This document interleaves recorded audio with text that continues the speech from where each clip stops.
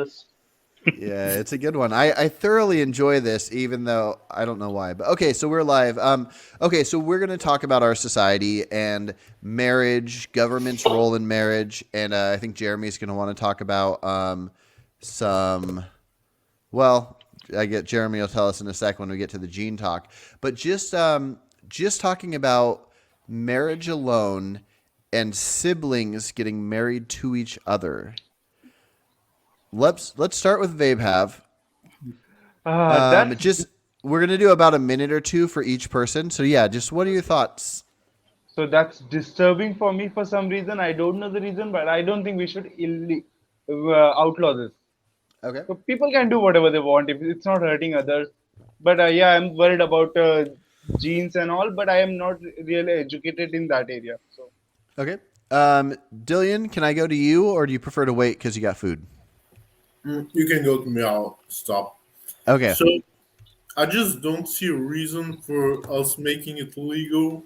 It's I know that there are harms to it.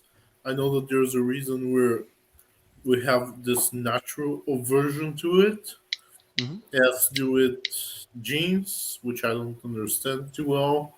But if there's a harm to it, I don't see a reason for it to be legal. Gotcha. Okay, before we go to Eric, I just want to point out. So Isaac is here with his actual video. Good to see you again, Isaac. I have that exact same shirt.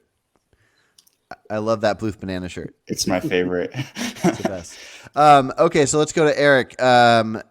Marriage of siblings. How you feeling?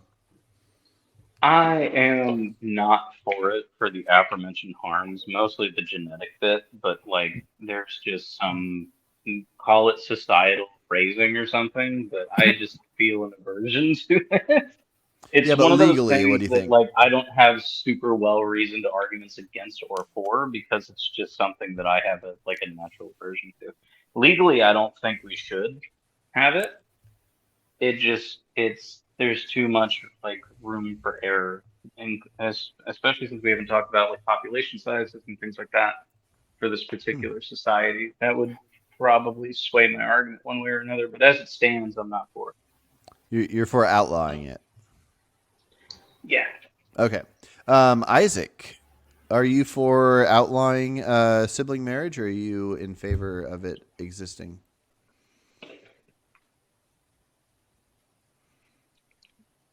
Oh, you might not have heard me because you were moving headphones around. Isaac, sibling marriage, the legality of it. What are your thoughts? Yeah, I think it should be legal.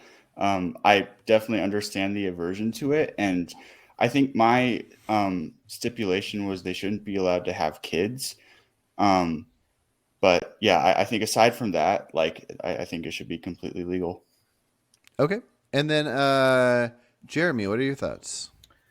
Um, coming up to this topic, I was thinking how important it seems to address the underlying issue of disgust directly, the feeling or instinct of disgust. I think it's pretty widely known that it varies considerably across individuals. There are certain personality. It's one of the characteristics of different personality types that some people feel disgust about a whole wide range of things, physical as well as moral and cultural than other people do. I think I'm a very low disgust person myself, naturally. But I was trying to think about whether there could be any justification for disgust and how much of a justification there could be. So I wanted to ask, I was thinking about the moral changes, the moral improvements of the past, at least in my culture.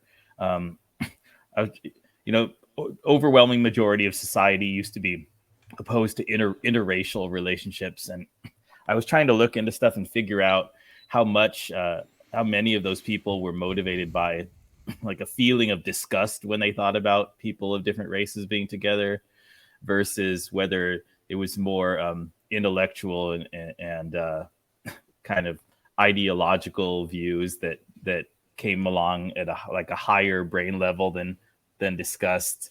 And then I was trying to think about the changes in in homophobia over my lifetime, and whether the reduction in homophobia of the people around me was how much of it was like involved straight guys feeling less disgusted when they thought about two men being together, and how much was they felt the same disgust, but then they had this thought, but that disgust should not carry any moral weight. It shouldn't make any difference to how I judge people.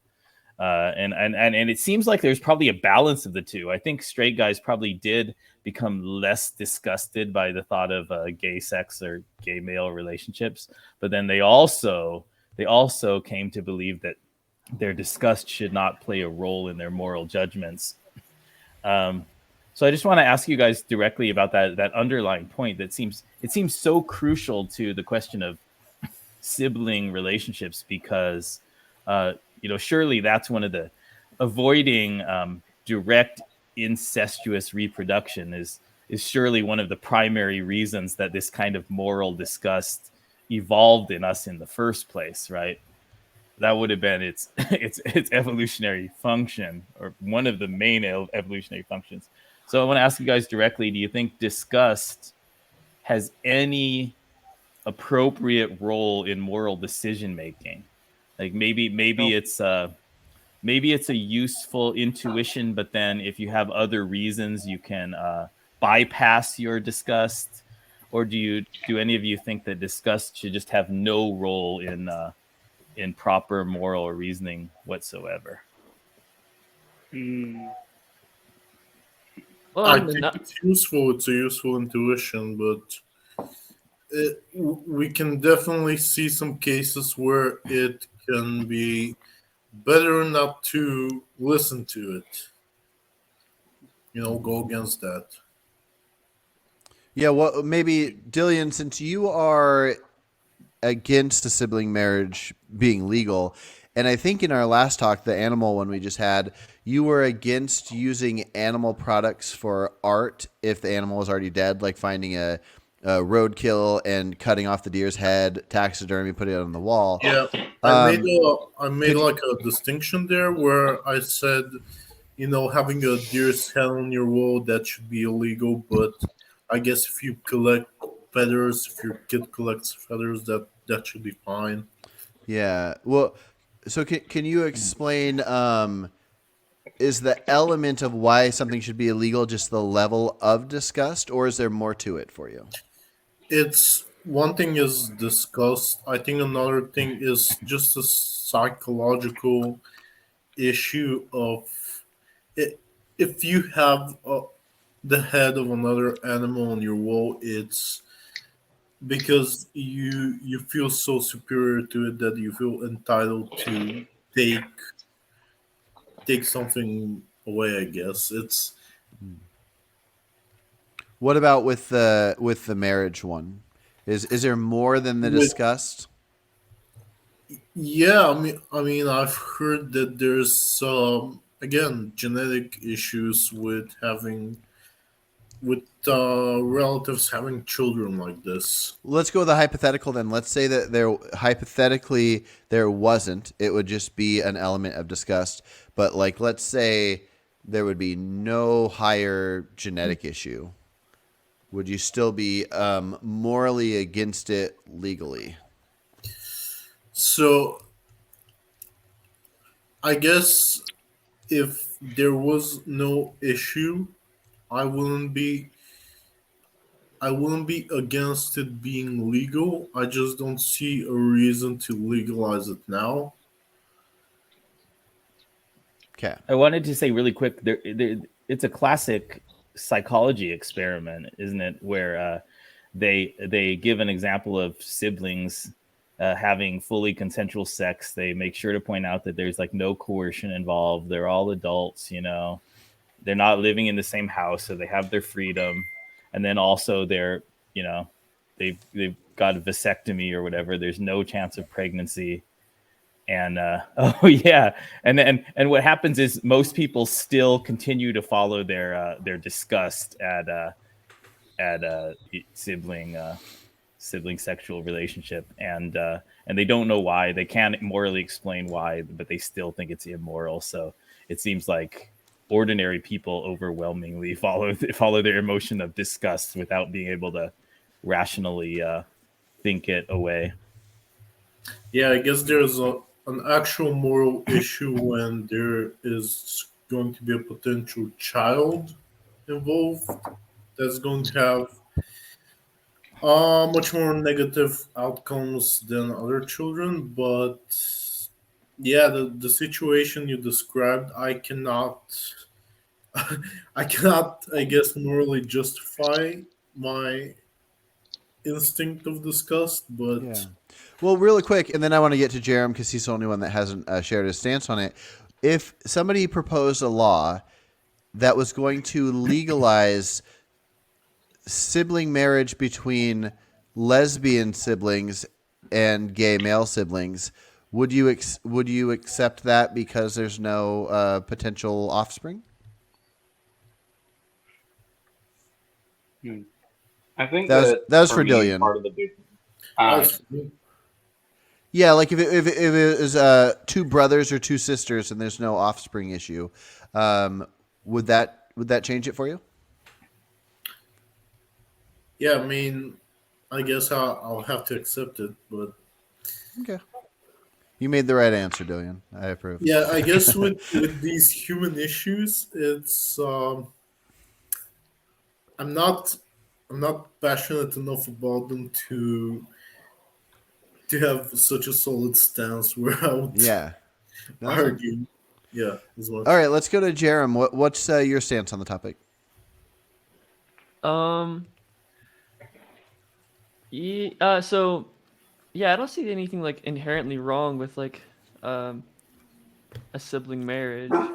The issue would be just that it may incentivize like bringing um more like net negative lives into existence, just like the whole like incest children and things like that. So yeah, if you could just like say, these people are banned from having kids, or um, do some sort of screening, um, like fetal screenings or whatever, then yeah, I don't see an issue.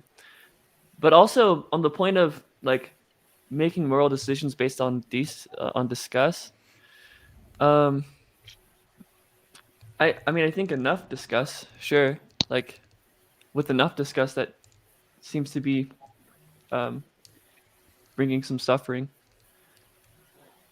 Can you give a quick example, and then we'll hop back to the sibling marriage, or do you want to ponder it and then let me know? Um, Because I'm just curious. I guess like a quick example would be like if like a business doesn't want to allow someone to take big old dumps on their floor or something. It's like they're extremely disgusted by that.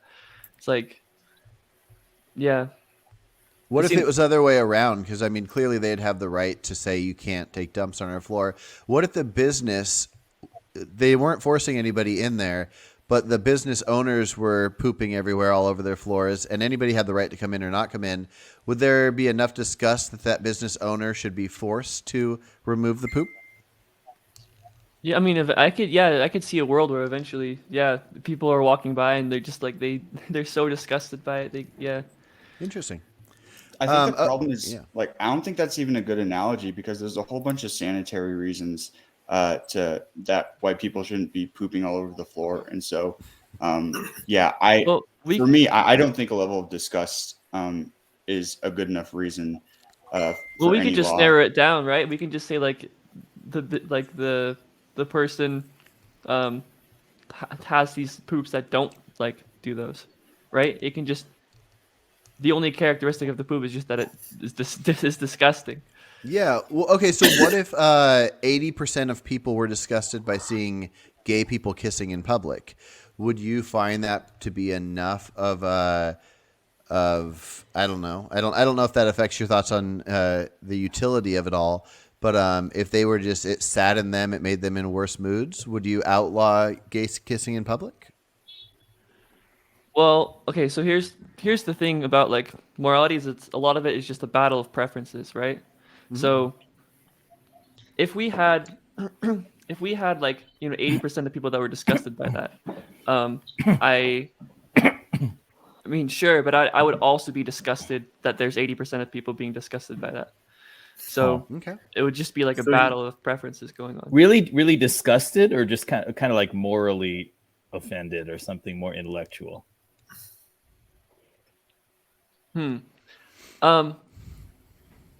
I mean, even in that context, yeah, it would just be a battle of preferences, and it would just you would just try and have you would just try. I would just be trying to convince other people that my preference is more preferable.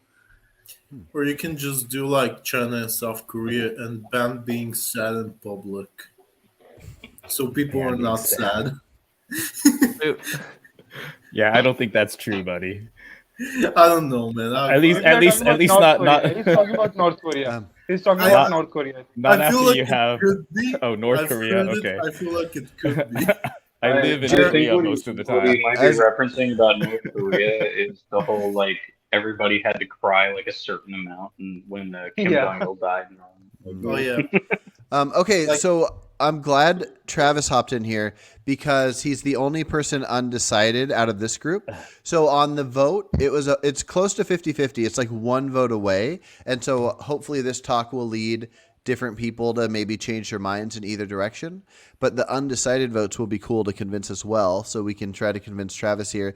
Now, even though it's 50-50 in our overall group, we seem to have a majority here saying that it should be legal. So the first 5 of us in this row are for legalizing it. Dillian and Eric here on the bottom are against legalizing it. And then Travis is undecided. Travis, do you want to share your thoughts? And then maybe somebody can hop in and try to convince you of things?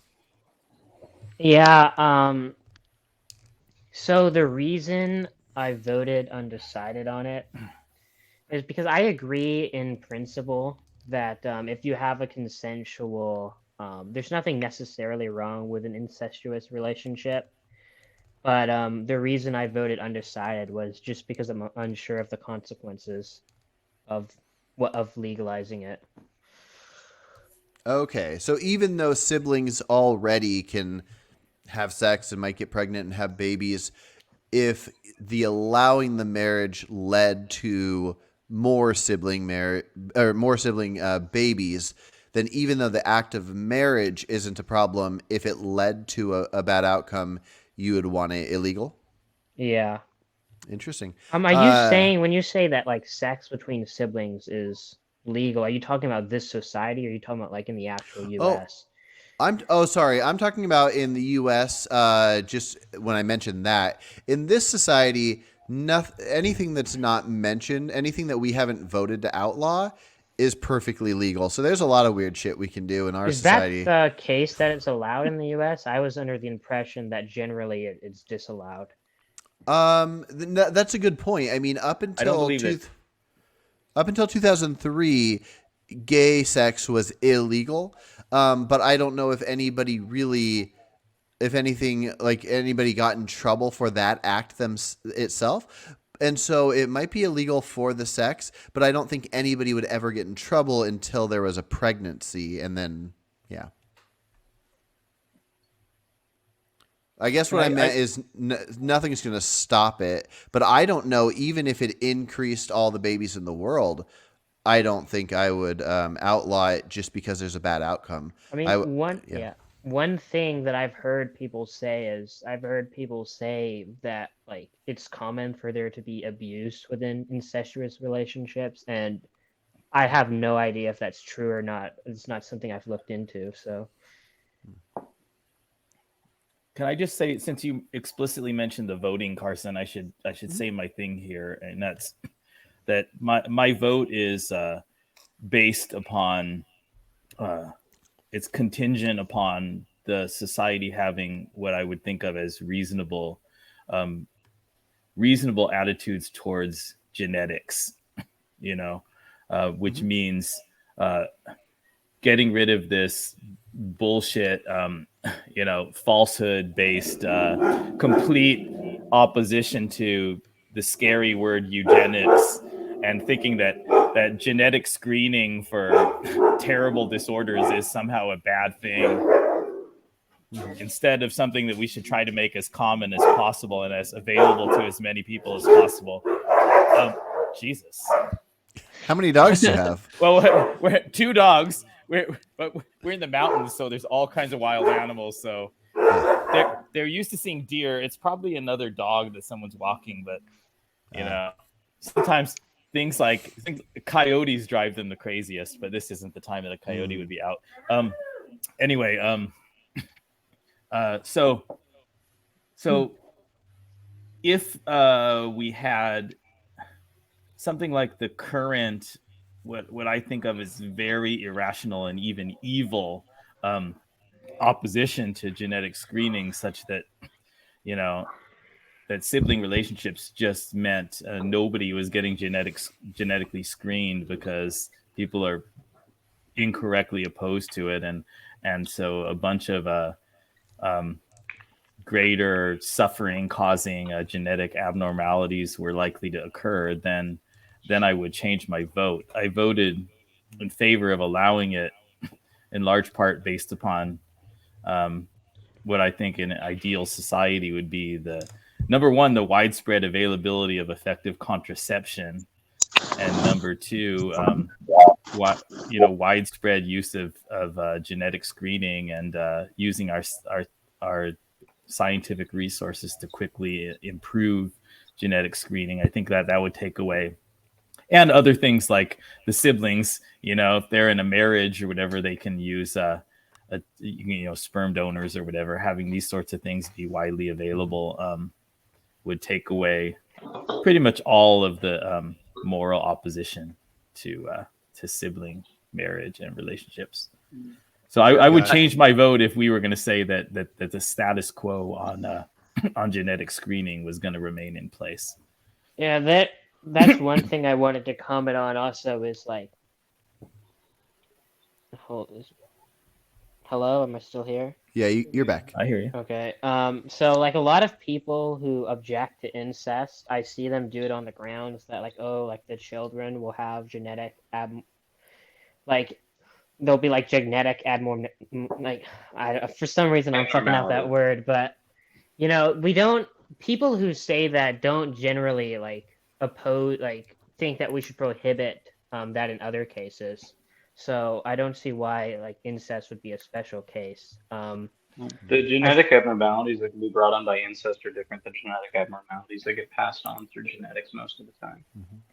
Like regular things like that. Like you end up with kids with club feet, Habsburg jaws, and they're unable to eat or walk or properly take care of themselves after there's enough genetic drift from the incestuous relationship.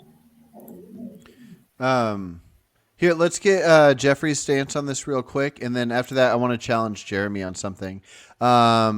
Jeffrey, what is your thoughts on the legality of sibling marriage? Or maybe he can't hear. Oh, maybe he's frozen. Oh, there he is. Muted. Oh, yeah, Jeffrey, you are muted.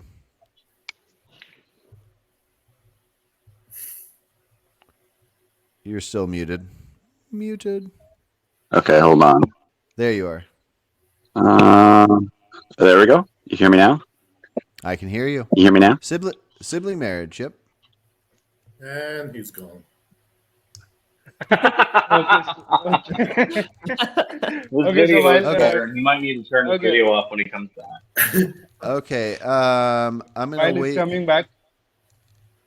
Oh yeah, what's up? So while he's coming back, in the meantime, I just wanted to ask why no one is talking about marriage with parents or grandparents. I think it would be the same thing. So it would be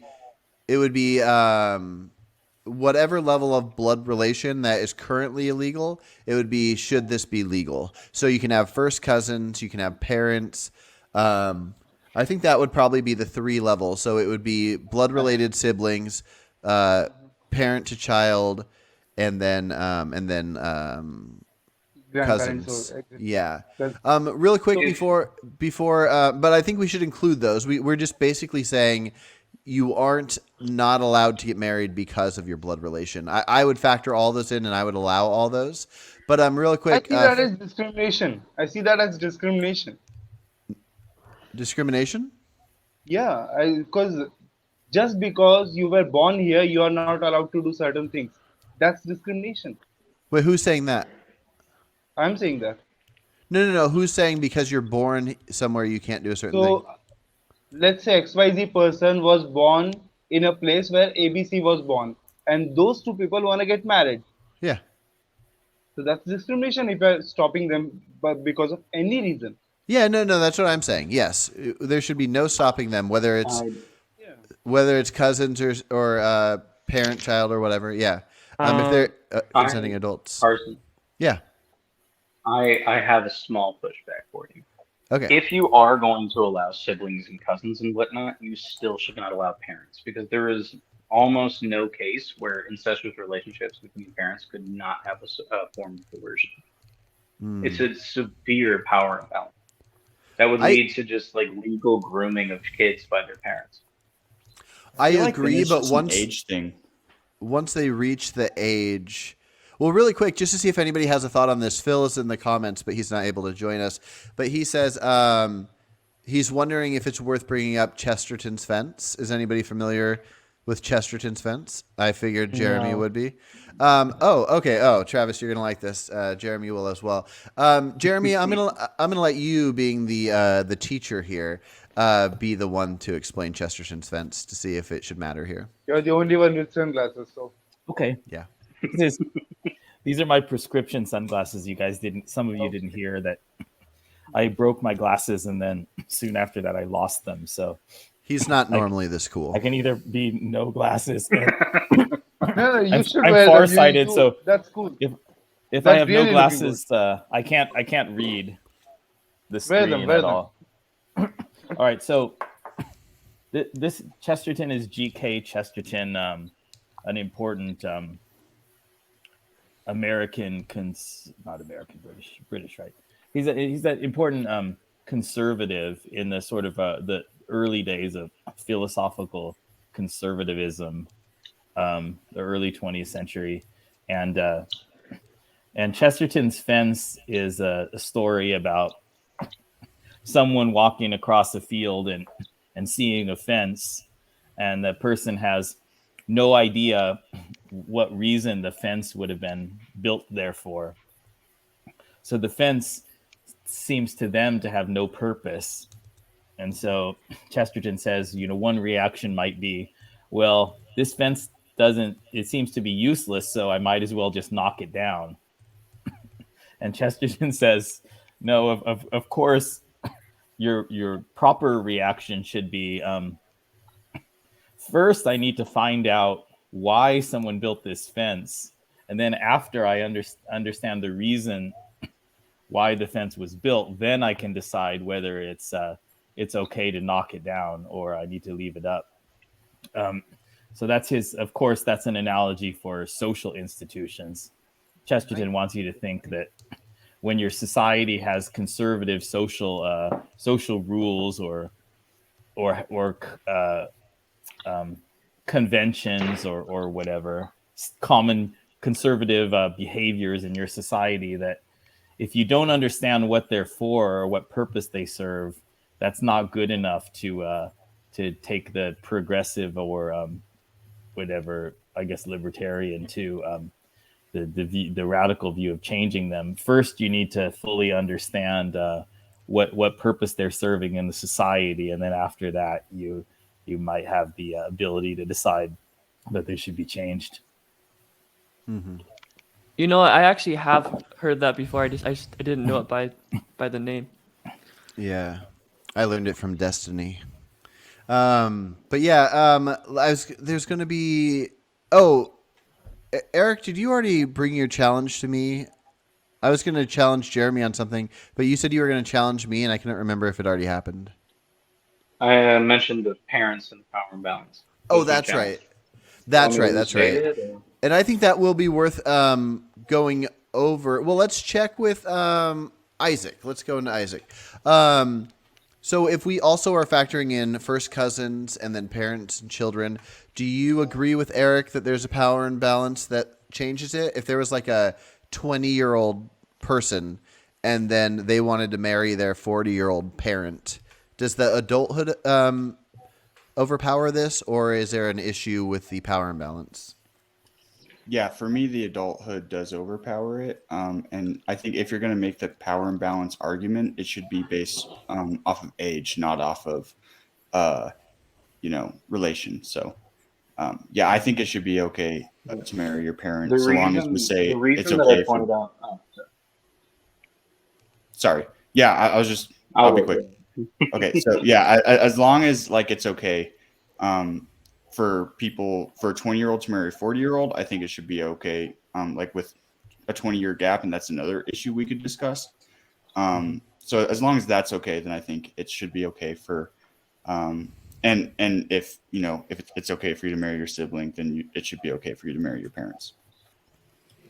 Well, is the reason that I mentioned power imbalance is because a 20-year-old a parent that was 20 years older than a child is not just somebody who's 20 years older.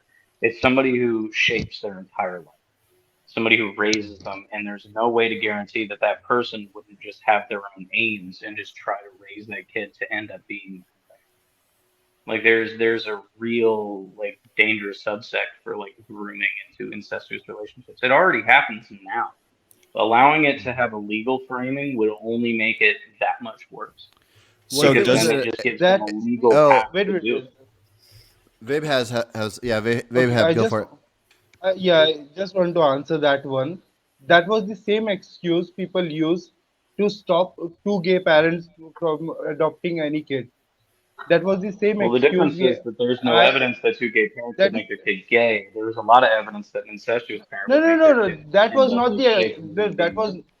that was not the argument. I'm talking about the argument where they said, okay, two gay men can't adopt another kid because they might sexually exploit that kid, or I, as a There's man, also can't adopt a daughter in this country, the country I live in, because there is a chance that I might sexually exploit her. So the problem, something might happen, is not a good enough reason to stop anything. it's not a might, it's a very likely.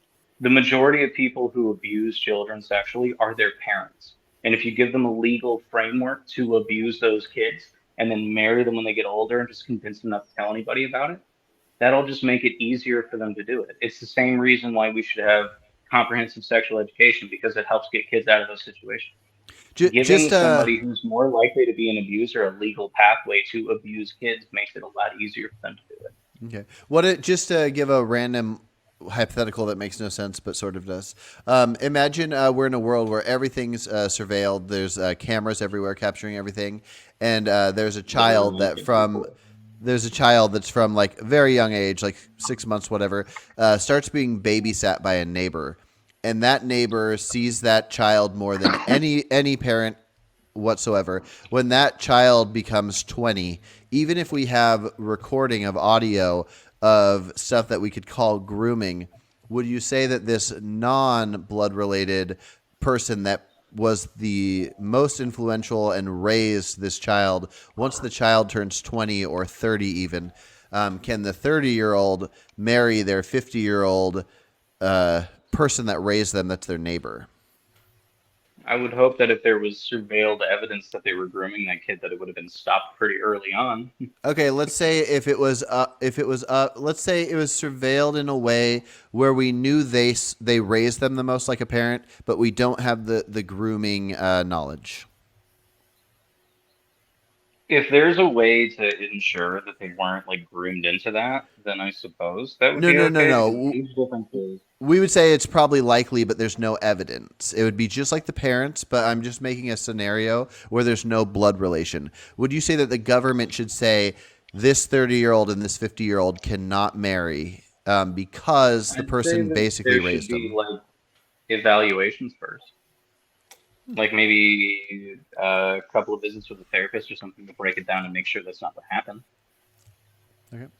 And Um, I'm all for like public healthcare and mental health care. So to my mind, that would just be a couple of free visits with a therapist where you just talk about your past with that person because a lot of times like not even adults will realize they've been groomed until somebody can actually break it down to them because of the way that it happens. So Okay, I so think that if you 30. can do that, you can go through it and find that that's not the case, then sure, I guess. What But if it is the the case? government So doesn't step in on it. the If it 30-year-old is the said, case, then there should be a separation for that. well, let's say there's no evidence, but the 30-year-old says, yes, I was groomed. They raised me. They convinced me that I should marry them from childhood till now. Um, I accept that I've been groomed, but I'm 30 and they're 50 and I'm an adult. I've been an adult for 12 years. I want to marry them. Should there be something that prevents that? Like a Stockholm prevention? Mm. Uh, hmm, maybe. I'm not. I can't give a solid answer on that because I need to stew on it for a minute. But Okay, yeah, go for that. I feel I like don't know how well I I'm feel going like to be able to get on Jerem had a thought. I see that microphone wavering. What's up? Um, I if I had a thought, it may have passed. So I have a question. I didn't see most of the stream before I came in, so what has been like the reasoning against allowing it for like in We're kind favor? of just getting into that. Yeah, well, the two that are against it would be Dillian and Eric, so you guys can do that. But before that, because I'm not fully sure on Jeremy, let me find out how against it Jeremy is with a challenge, and then let's have Dillian and Eric try to convince Travis of their reasonings for being against it. Jeremy, so I get your concern with the eugenics element and whatnot, but even if that was a thing that our society had no interest in whatsoever, would you say that since siblings can already have sex and maybe have offspring they shouldn't have, that you would still want to make it illegal, even though the only thing that's changing is that they are legally married now? Maybe I missed how I get the idea of the eugenics thing you're going for. I just don't see how the eugenics would have an effect on this idea of marriage or no marriage. Can you explain that a little further? You mean marriage as opposed to legal sexual intercourse outside of marriage? Well, considering that legal or not, people are going to have sex if they're going to have sex, and doing the ceremony and the legal marriage itself, I wouldn't assume would make you more likely to have babies, but I could be wrong. I mean, I honestly, I it takes a pretty high threshold for me to think that um, the police and courts and jail prison system should be involved in trying to make a social cultural change within society. So, even absent, appropriate genetic screening, I don't really think that the best way to address the problem of siblings getting married and reproducing is to give the police more power and more incentive to catch as many of them as they can, and the prosecutors more incentive to try them in court, and then add more people to our already overflowing prisons just for something Those like seem sibling very reproduction. You know, so I really there's got to be like the mechanisms of civil society, uh, persuasion, moral campaigns, uh, uh, public service advertisements, and just so the forces of social change have got to be much better than the criminal justice system for dealing with an issue like this. But Uh, honestly, Carson, that's probably going to apply to almost every single one of your questions in this society project. I'm always going to say, like, always try all the other stuff first before you even consider using using police power. Yeah. Well, and we'll be able to get into police power and how that works, but I think it's safe to say that we can vote on the idea of should something be thought of as not allowed, and then how we affect its not allowedness would be Mhm. we could imagine it being something as simple as magically everyone in our society, once they do something not allowed, they feel really Yeah. bad and they walk themselves right into a jail cell for 5 minutes. So the what happens Okay. afterwards, I think, would be worth worth separating completely. But yeah, no, I Yeah. got you. So Eric, I'm thinking I'm in favor of something like very strong social sanctions against, sibling sexual relationships and marriages, rather than police force based criminalization. okay. Eric, you were going to say something to Jeremy, but also when you're done saying that, you should tell Travis your argument for why you're against it. If you're still against it, there's nothing wrong with minds changing. Oh, I am. Okay. So what I had said to Jeremy just was very short. It's just that that assumes right offhand that it would come with a prison sentence. Not necessarily. Like, I'm not all for putting people in prison for anything that isn't like a violent or really damaging kind of crime. Rapists, murderers, people like that, like really severe scammers. Those kind of people should probably go to prison, but the cell block should only be for like the worst. Everybody else can probably be handled with parole, fines, public service, Yeah, that kind of stuff. Because sure. prison is a fucking horrifying thing to do to somebody. But Eric, isn't Um, there still but is a huge incentive problem with policing, I even mean, keep in absent mind, we're prison? not talking America, we're talking our society, right? So That's right, but we haven't gotten far enough to say whether or not we'd have a for-profit prison system or whether we would have cops that are essentially God that walk the street like here in America, right? Like get away with everything they want, just yeah, get paid leave and they murder somebody. Like I would hope that we don't go that way because it's a horrifying way to have policing, as most of the rest of the world seems to agree. But mm, where I said that it shouldn't be allowed was very simply it's on like genetic lines mostly. There's a lot of different kinds of harms that are very specific to inbreeding that can happen to kids, which would lead to those kids having like a net negative kind of life.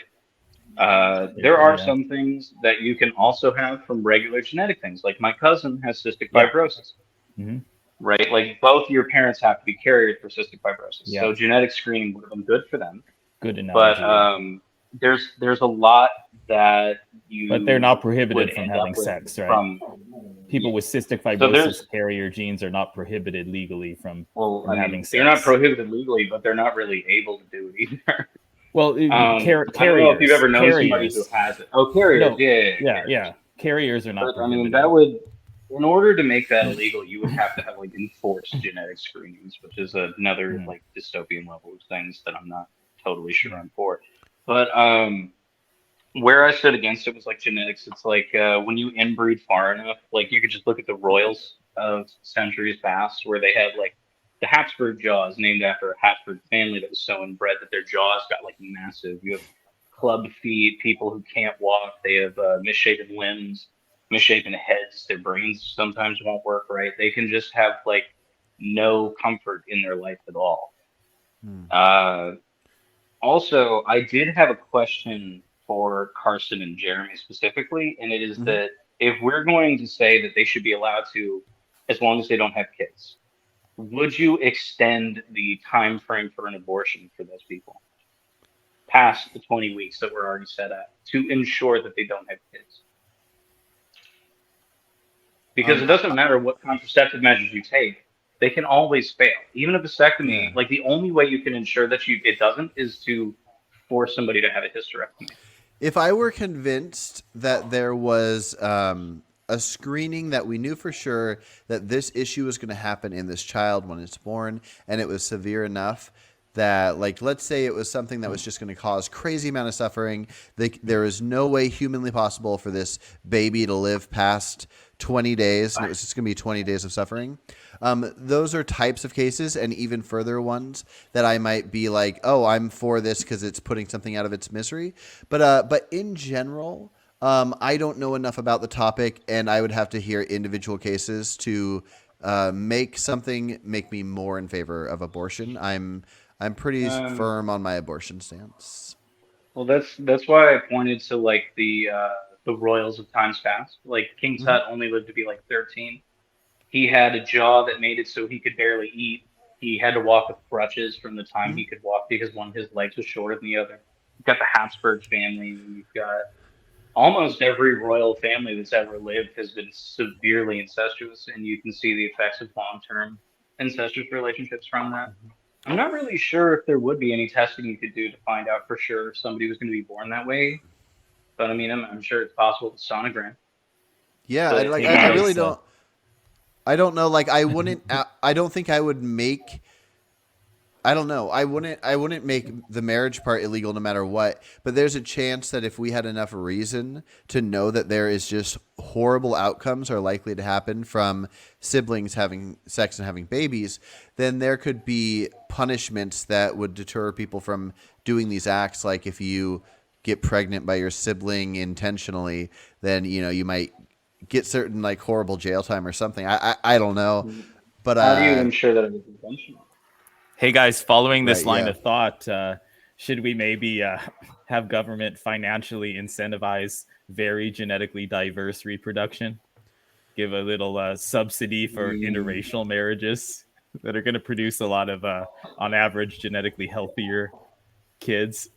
When governments do stuff like that, it turns into like apartheid states. So I'm not too partial to that. That's part of the reason that I have such an aversion to like forced genetic testing and like eugenics as a whole, Wait, because we see where that wait. goes. How would subsidizing interracial reproduction Because at the facilitate end an of the day, apartheid there are state? always people who will take advantage of that and try to make it worse, right? Try to twist it to their own aims. And I don't generally like to put power in the hands of those people. That's why I Oh yeah, said I don't yeah, remember. yeah. I don't know if you were a part of the conversation where I said like you can't give fascists an inch because they'll take several miles.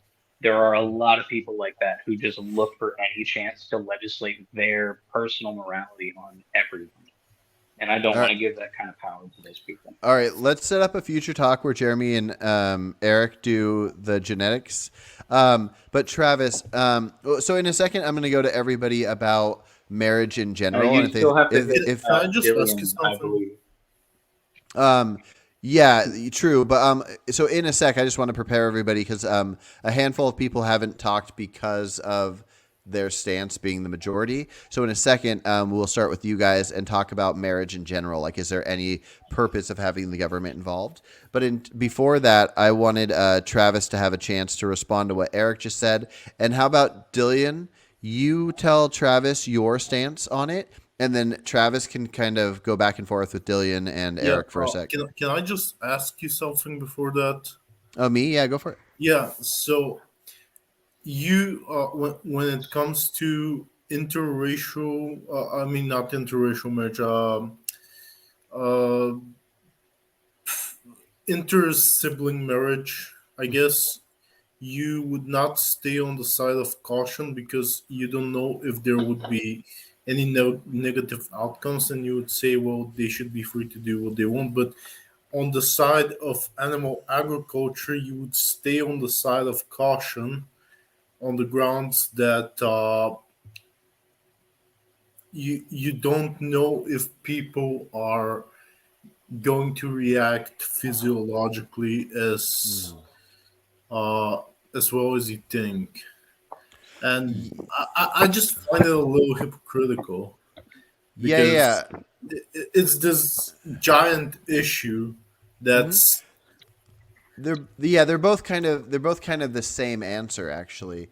So it seems hypocritical on its face, but the same reason I'd be in favor of the sibling marriage is the same reason I wouldn't want to outlaw animal eating right now. And it's both of them are in favor of the liberties of humans. So I do. Oh, the little puppies up there. I don't want to get too far into that vegan stance, and we can have a vegan argument about that.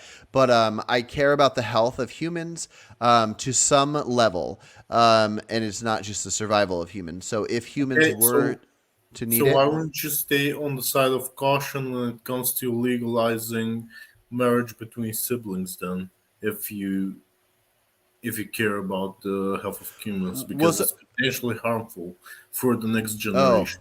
so I'm protecting the liberty of individual humans to protect their own health. And so with the forcing the world to go vegan one, I don't feel comfortable with that because I don't feel like we have enough evidence to prove that that is the case. to protect their own health. So the animal one is about protecting one's own health, and the sibling one is about just having the liberty to make your own choices. Now, if somebody's health is severely bad because of their parents' choice, that will be its own separate thing, and that will be worth discussing. But just to know how firm I stand when I think something is I'm not to well, catch hold on, up. I'll be right Eric, back. no, I have to go have okay, Amy. No, I have to go have Amy take her meds right now, so I'll be yeah, right back. you're fine. Okay, but how severe I stand on something that I think is an important liberty is if right now there's like 5 babies a year are born to siblings, and then if we passed a law making it legal for siblings to get married, if all of a sudden there was 1,000 babies a year being born to siblings, that would not change my mind in any way. I would think that there's an issue that needs fixed, but allowing an action, which I don't think this would take place anyways, but allowing an action like the ceremony of marriage and then whatever the government affords you because of that, like tax write-off type stuff or whatever, that those actions shouldn't lead to the bad outcome. So if they happen to, I would consider it more correlation and not causation, even if it seems obviously causation. And so that's how much I stand in favor of liberties. But Travis, go, or Okay. actually, Dillian. Oh, Yeah, sorry. yeah. Yeah, I was gonna continue actually. Like, yeah. if you have this position that you shouldn't take individual rights of humans, then I'm not an antinatalist, but what would your answer be to the basically the antinatalist argument that is when you have a child, you're not you don't have the consent of that child to bring it into this world. Yeah. So just as far as having children in general, And not that's a inbred human children. child. Yeah, if we're just talking about humans in general, this is the only stance where I view that my argument is nature. The only thing that makes any sense about creating humans is that as a species we have something within us that makes us want to create offspring. So we have offspring, and it's there. I think it's worth arguing and trying to convince others, like, hey, don't have kids because the more kids you have, look at these stats.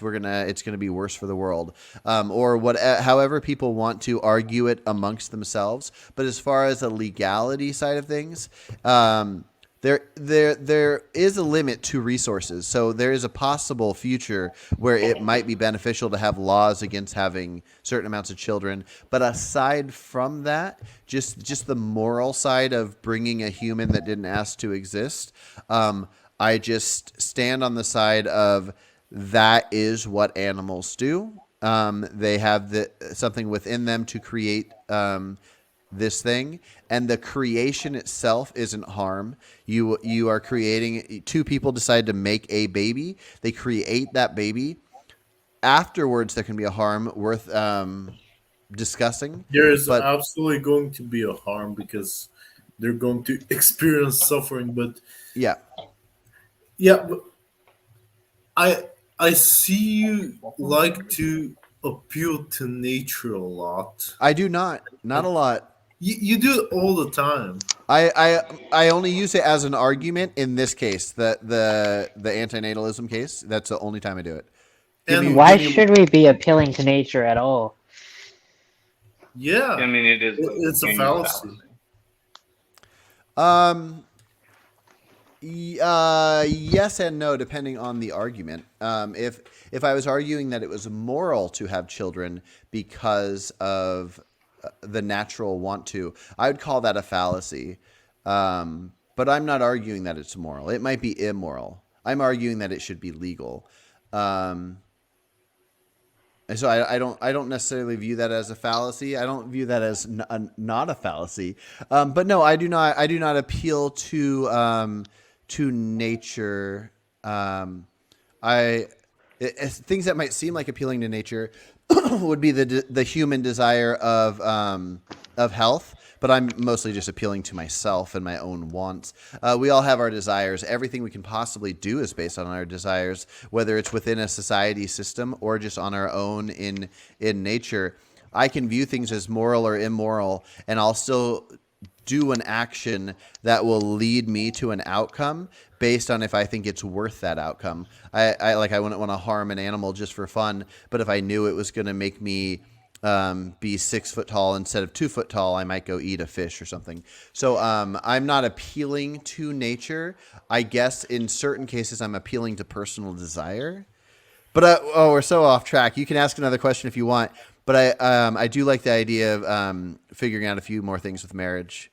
But you can counter that if you want, because I really do not like the idea of appealing to nature. I feel like Yeah, if you're but I going, feel like I've heard you so many times appeal to nature, and especially when it comes to food. Many times you would say something along the lines of, I think that the further away we stray from what's natural, the worse it's gonna be for our health. You say that a lot. Yeah. Well, that's the thing. Like, we're discussing morals. Like, when we discuss veganism, we're discussing morals based off necessities. If we were obligate carnivores, how many of us would sacrifice our own lives? I know a lot of people would, vegan gains would, and so on. But we have to appeal to nature in the sense of existence. If we're deciding if we think we should have oxygen around us, or if we're deciding should we donate all of our water to Mars, we might need some water for natural reasons. I don't think nature is a bad argument when we're discussing our existence. Well, it's a bad thing to have come up in a debate because it can be very easily No. used to derail it. If I say I want to murder somebody for their water, because if let's say I hypothetically know I'm going to die if I don't get water, You live we in a can Mad we Max. can we can discuss if we think that's an immoral action that's justified to do or acceptable to do for whatever reason and break it down. But my answer would definitely be my natural need for that water. That's But not a bad you don't argument. have to use that in order to justify having to drink water. Not to Because justify having to drink water, correct? no, because the reason we drink water is because there's a good health outcome to drinking water. That's, I would say, the best reason. It's not because Yeah. it's natural. Because with That natural, you can justify many things with no, a appealing to a nature Just I fallacy. lazy. don't know how often I've used the word natural, but I would describe it exactly how you just described it. You would need it to stay alive. You would need it to be healthy. But let's save this. This is worth having. I think maybe even me, you, and Travis can have this breakdown. But I do want to figure out maybe over the next 25 minutes, and then we'll call it.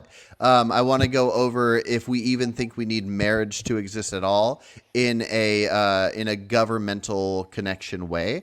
But first, Travis, did you want to discuss anything with Eric or Dillian, who are the two people that are against the sibling marriage? no, I don't really have much to say about that. Okay. But I Would would you? say, yeah, what? Yeah, go for it. Oh, I was gonna say, I think maybe we should have a conversation on antinatalism because I feel like, given Mhm. some of the views that you've expressed to me in our conversation, I feel like that would lead to antinatalism. Okay. Yeah, let's do it. We'll set it up sometime. Yeah, But real quick, would you be willing to vote right now out loud if you are up for changing to yes or no? So I don't remember exact. I mean, what were the laws Just again? would you be in favor of our society letting siblings get married, or would you want it to be illegal? I'm still undecided on that. Okay, that's fine. But I think I Uh, would vote probably in favor of a ban on like parents and children. okay, that's good to know as well. Okay, so let's do a quick thing. Let's start with Jerem, and then we'll go to Isaac.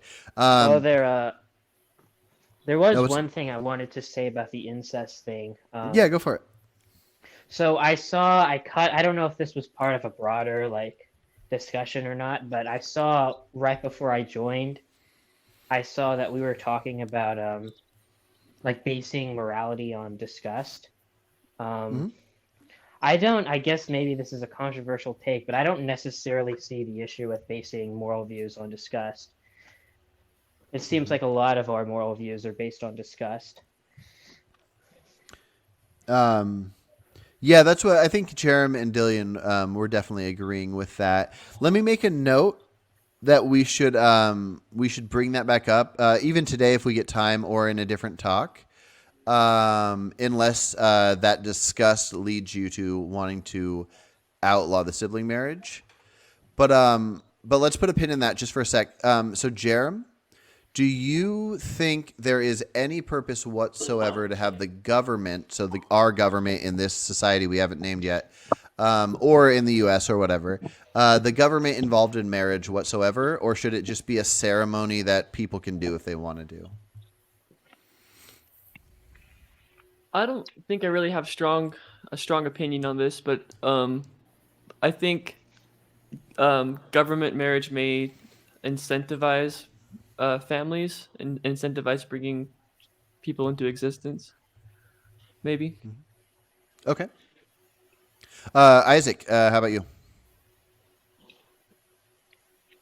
Yeah, I don't think the government should really have any part to do with marriage. I don't think there should be any benefits for married people that unmarried people can't also have access to.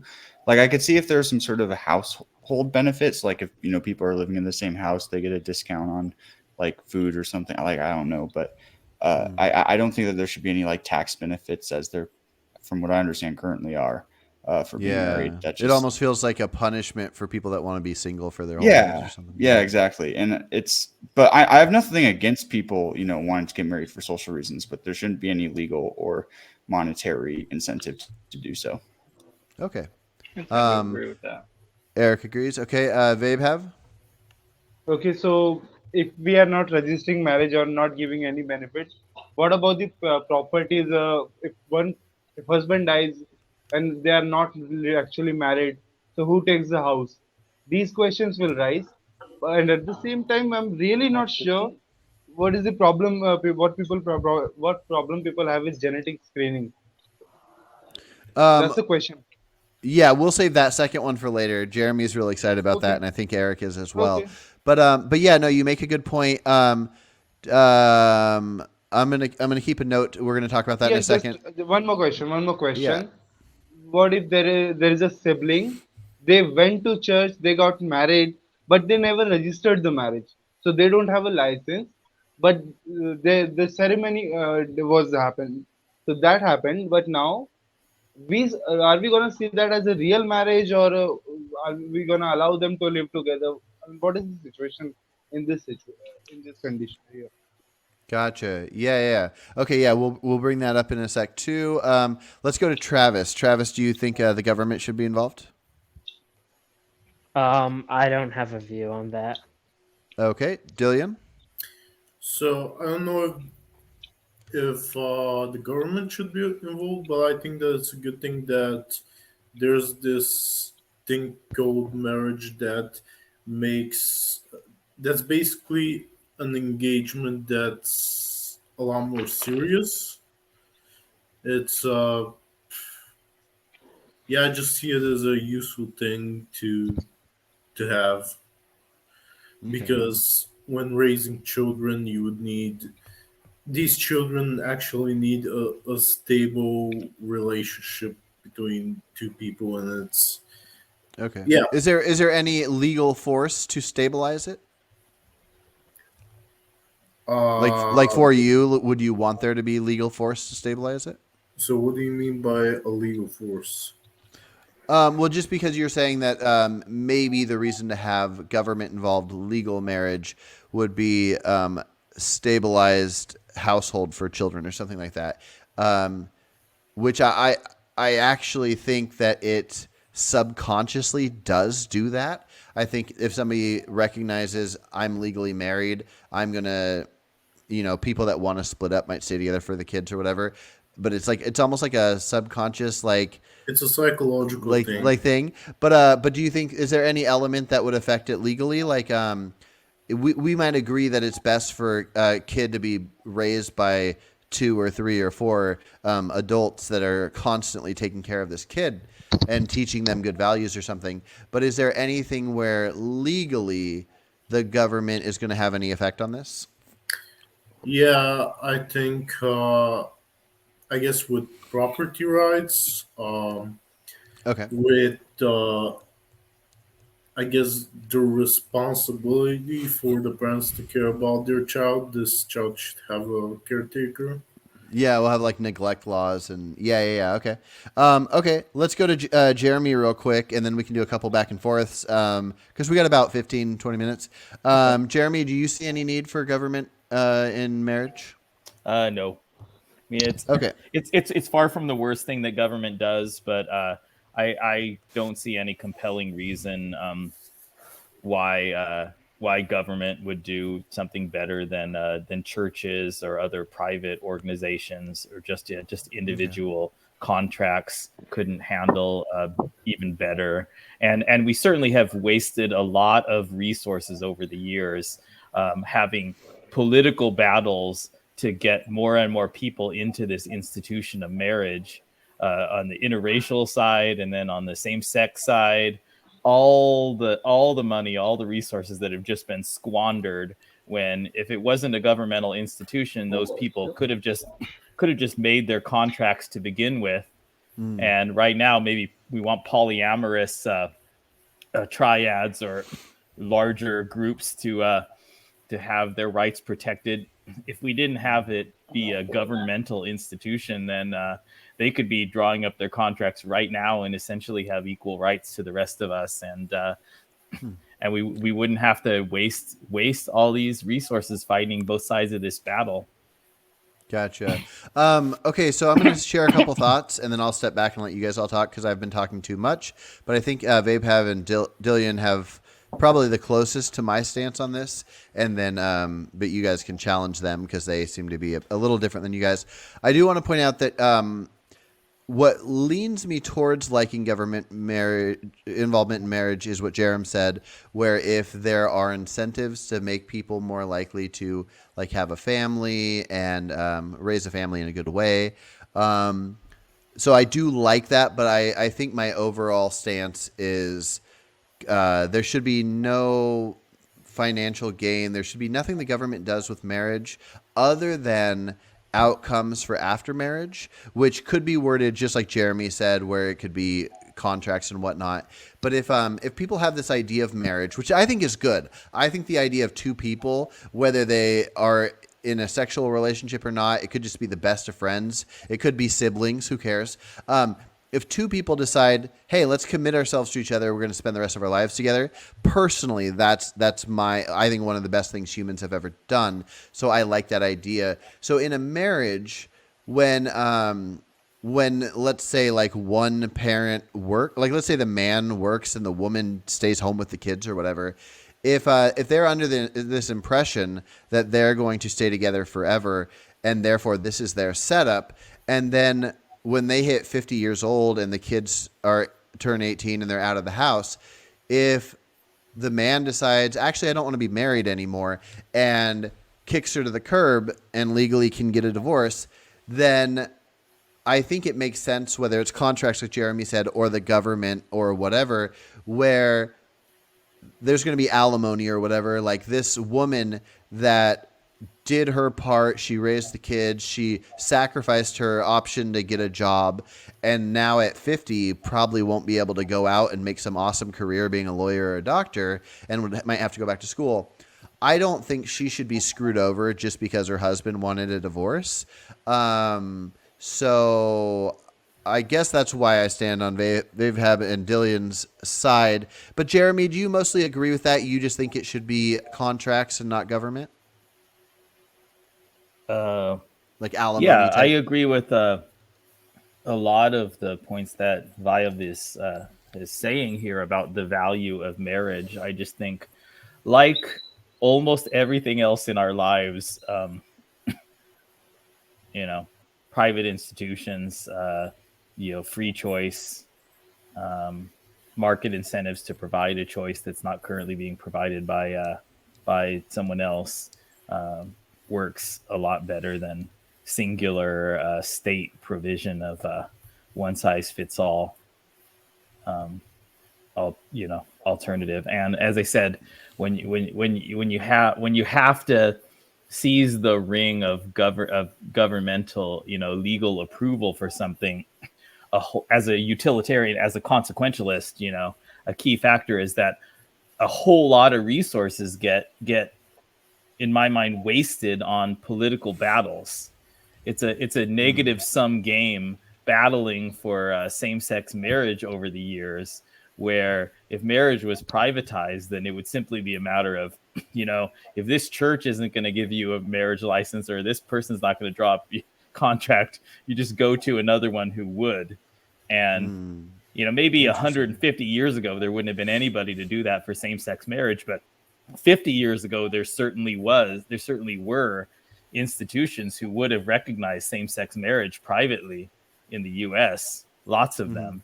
And but it didn't matter for same-sex couples, because what they needed was the government. They needed the state sanctioned form of marriage, and that's what happens when you put too many things in the hands of the central government.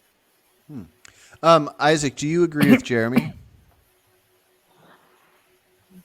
On what point exactly? I mean, in ju- general, yes. Yeah, that it should be kind of a private thing, because and that, yeah, it should be like contracts, if that's what you're getting at. Yeah, so I was going to ask you, so how would this play out? What if people were going to get married, and you can imagine that 30 years after their marriage, they're going to get a divorce, and that there might be a situation where one of the two never got work experience or whatever. How would you want the contract element to play out? And yeah, I think that in general, unfortunately, like the only people that think 30 years ahead for like these really extreme situations tends to be lawyers. And I feel like most people aren't going to think about breaking up when they're getting married, right? So that is kind of a bit annoying. But divorce is already, even with the government, involved, is already a really messy and like legally annoying process to go through, especially when there's a lot of animosity towards each other. So I don't think that taking the government out of it would really make that process any better. But yeah, I think that marriage means different things to almost everyone. Like obviously to a very religious person, marriage has a completely different value and meaning to them than it does to someone who's more secular. For a lot of people, marriage means, mating for life. And to other people, it might just be a temporary thing. And so I think that we should give people the space to allow them to draw up contracts based on what marriage means for them, and not give any government or legal definition of what the government says marriage is, if that makes sense. Okay, so if let's say a couple are going to do their ceremony of marriage, but it's not a legally binding thing or anything, and let's say they decide not to do any contracts, would you say that if this situation I gave the example of, like the kids grow up, they're out of the house, this wife has been a homekeeper this whole time, she's 50 now, hasn't gone to college to get a certain job, hasn't been working this career, but the guy makes really good money, and he's going to keep working his career till he retires, and he's going to be vacationing off in Hawaii, just hooking up with all the hot babes, having this great life. Do you think the government should step in any way and have anything to say if this were the outcome, or is it kind of just an example that would go to the rest of our society to show, make sure you do your contracts so you don't end up like this lady that's homeless now? I think it's some of both. Like definitely you should, have a good contract in place. And that's just, I think, a good idea in general. If you can get something on paper, you should.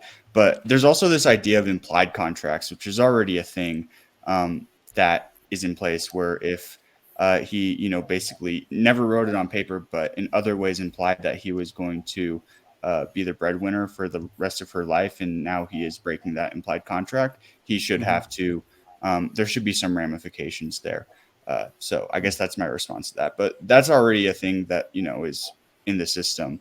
I know that there's this one like classic case where these like parents were saying that their daughter would have this section of land for her to build a house on, and then she went and built a house on it without owning the land, and it was owned by her parents. And then after they built the house, the parents like tried to come and take the house away from their daughter, and the court stepped in and said, "No, you can't do that." Oh, wow. Even though you never wrote it on paper. So, yeah, implied contracts exist, and I think that that's how that should be handled in extreme cases. So, Okay. Yeah. Anybody want to comment on anything Isaac just said or something I said? It should be as easy as like creating a Gmail account. You want to get married? Okay, two people sat on a chair, created a Gmail account. That would end up in a lot of fake weddings, fake marriages. But the process is easy because imply we can't rely on implied contracts in certain cases. For example, if uh, they were separated for 2 years, but he said, "I'm gonna pay you XYZ amount," and that person died. Now family came and said, okay, my son is died. Now this property and this money belongs to us. Now that woman is on the road now, and we can't rely on it. And they can lie about it. Okay, so they were living together, and she said, I don't want any money. So who's there to clear these things? Okay. Yeah. So, Jerem, if we don't have any government connection with marriage, and somebody is like their life partners, and somebody dies, does the person's property go to their life partner that they're not legally connected to, or does it go to their next of kin, like family member, parent, siblings?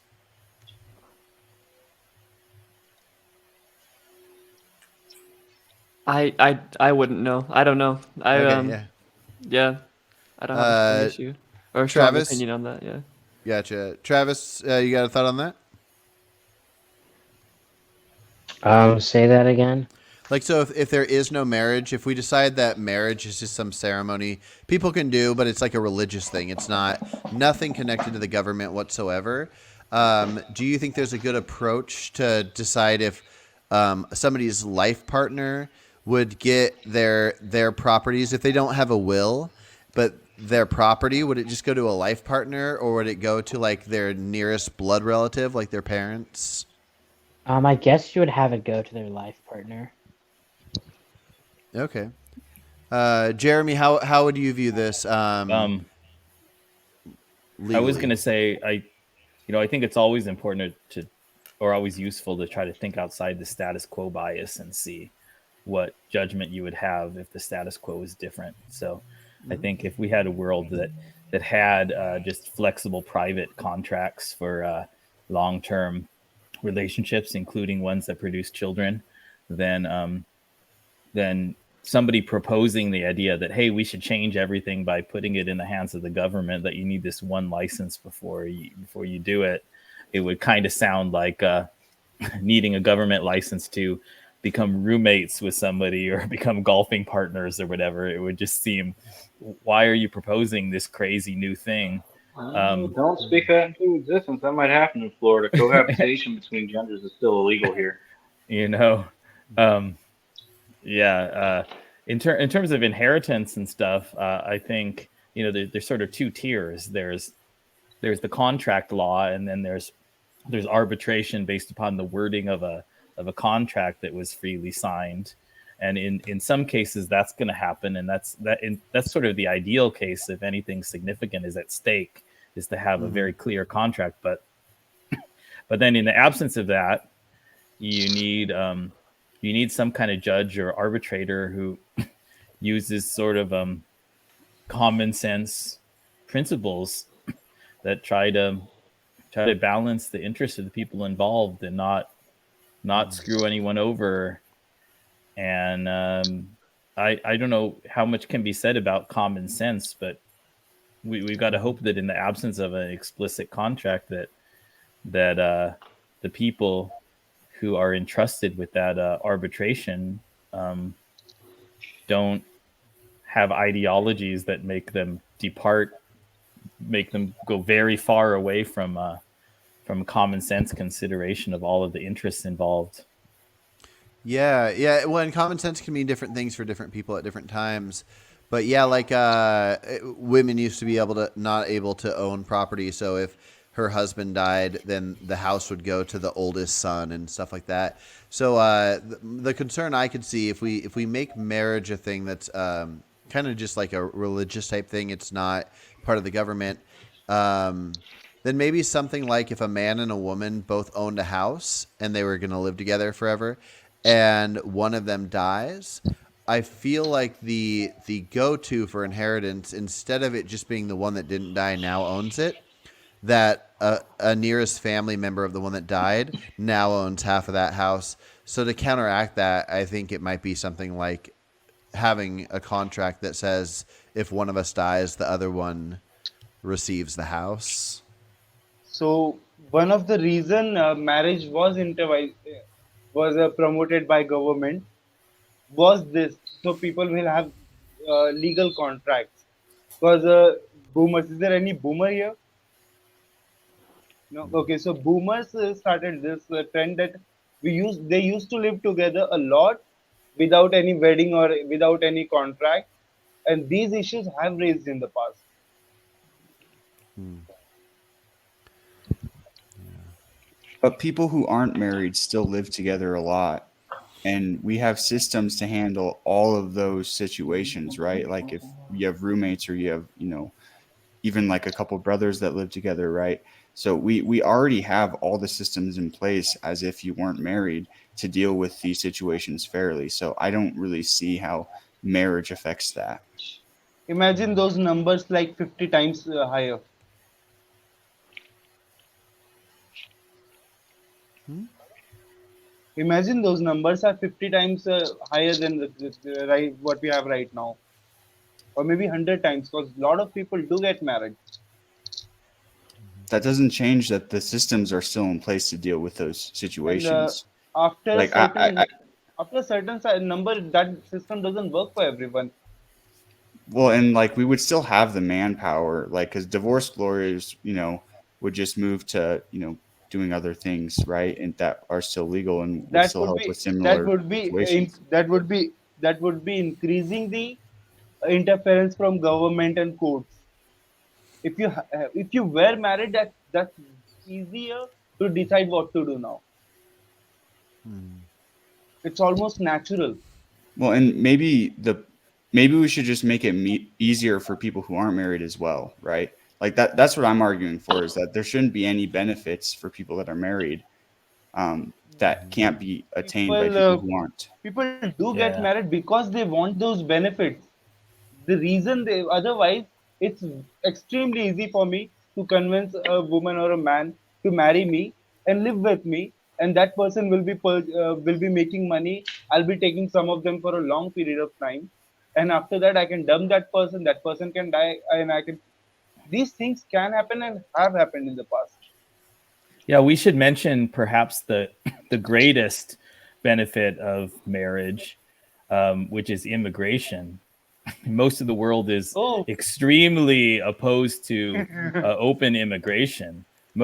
In almost every country, people have a closed borders mentality, the majority, and yet we make this huge exception for marriage. It seems very bizarre to me as somebody who's very has a very open borders attitude.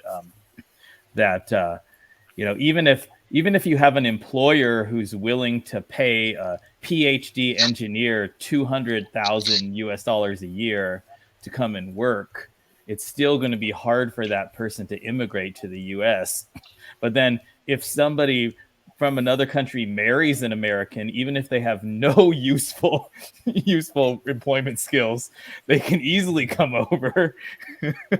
Yeah. that's good to know. That's really good to know for me. I might That's use funny.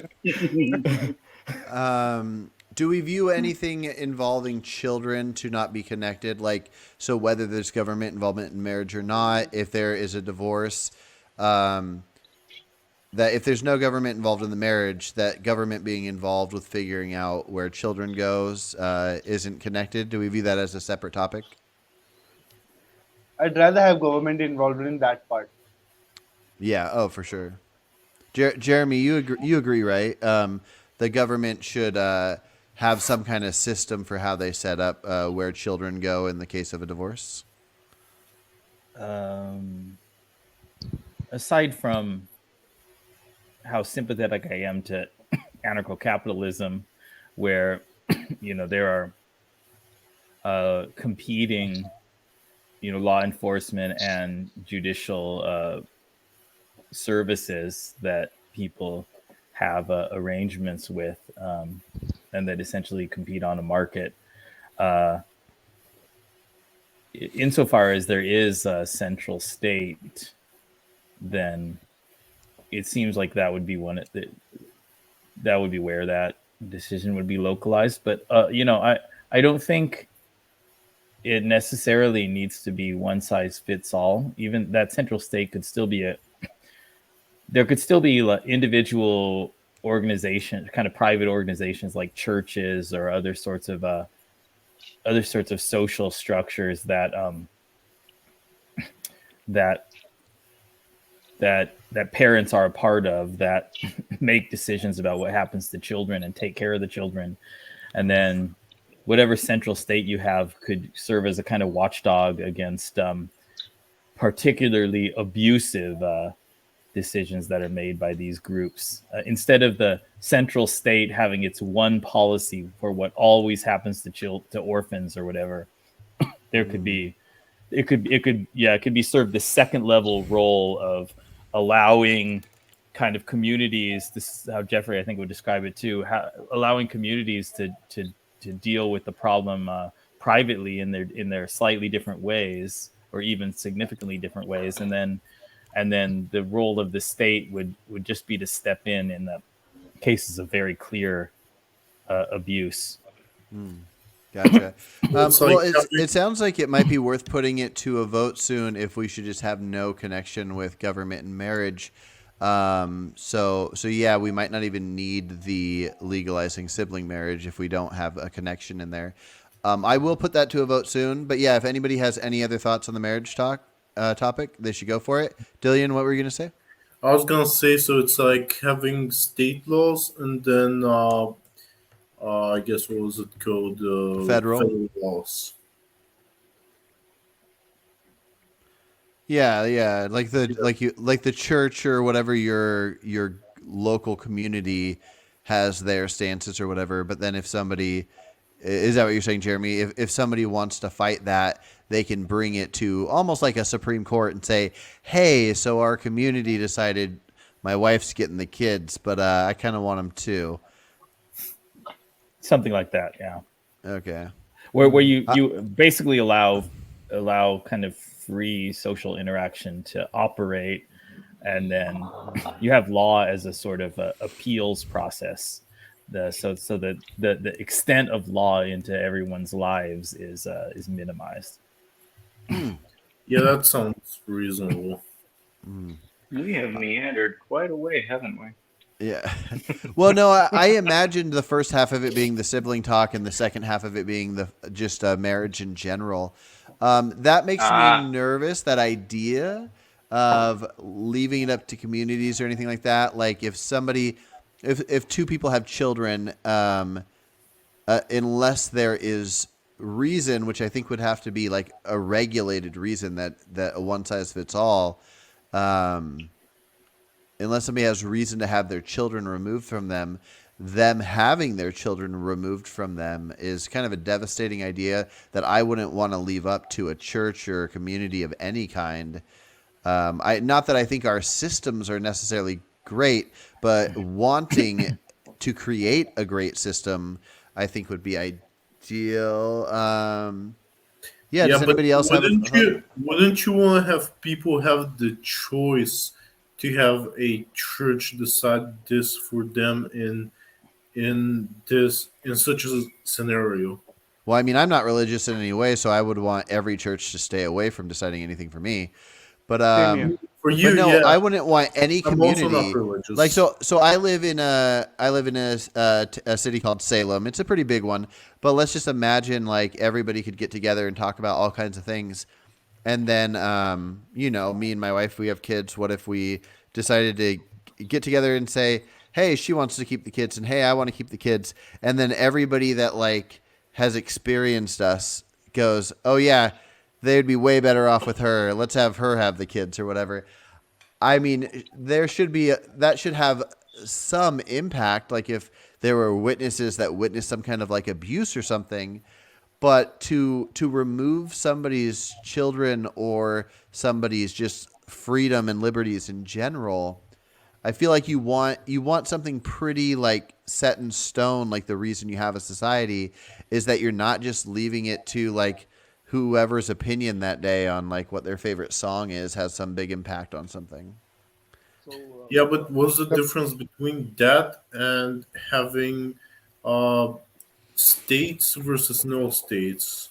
Yeah, cause so so if you have a system set up where you say children can't live in a house full of rotting food and maggots and stuff. So if we go and check on this house, this child's gonna go out of this house because it's not sanitary enough for them. Or if somebody caught on camera, some family member smacking some 5-year-old in the face, or just some kind of abuse, or a kid was starved for a week or something like that, then you have these things set in place that everybody has to abide by. Everybody cannot punch their 5-year-old in the face. Then these are just rules that we all agree on. And then the government can say, okay, these two are splitting up. They each get the kid 50-50. Is there any reason that this shouldn't be the case? Is there any reason that one of the parents should have the kid more? And then it would be based on these very set out rules that the entire society can like work towards. But if you have one community just being all like, oh yeah, this parent's really charming and they're a good talker, they sound like Vivek Ramaswamy when they talk. This is the most charming voice you've ever heard. Yeah, That I think that's a straw man of what I'm saying. Oh God. But I'm just saying, like, if this person's so charming that everybody likes them, they'd be like, oh, of course. Or like this person Yeah, bakes everybody some brownies or something, and then they're like, yeah, let's let her yeah, I have the get kids. it, Or but yeah, I think this is like a straw man of what I'm saying and what Jeremy's saying I would because not intend a straw man, so I might have missed something. yes, because I said what's the difference between having state laws and federal laws and what I'm saying because if this is the case, I guess you would have communities that would decide certain rules, Mm. but neglect violations and stuff like that would be laws on a federal level. So the government can still enforce something like this. It's just that maybe there are smaller things that people wouldn't agree on and they would like to choose something else. Yeah, so I guess I just don't think that there should be any group of people that live in a city that should decide which of a kid's parents get to see their kids the Well, most. maybe the government will decide that, but they'll have. Then I agree with you. Then yes, that should be a government decided thing, similar to my stance on if somebody punches somebody in the face. I don't care if it's because somebody called them the N word or not. You don't punch people in the face. I don't think it should come down to these little ideas. Things are either acceptable or they're not acceptable. Probably shouldn't have opened up that can of worms because I know two people in here strongly disagree with me. But yeah, Yeah, but you if don't know you which one is which, and you need to know. And if you have states or communities that have different rules, you're gonna find out way easier. I want nothing to happen based on the whims of the people. I want to be as far away from that as Yeah, possible. but you I want don't to give even the want the people whims of all. You're the I don't even anti-democracy. want the I don't whims of trust the communities. politicians. I am utterly shocked that our society agreed on 51%. That's a bullshit stance, and hopefully I can You're convince. anti-democracy. I'm very anti-democracy. Democracy is one of the worst possible setups for a society. so what is I'd the point best you one, to Carson? monarchism and fascism as examples as to why democracy is better than many others. Carson, what is the best one? If not democracy, what? I would say something like a democratic republic, but probably just leaning towards a republic of kinds.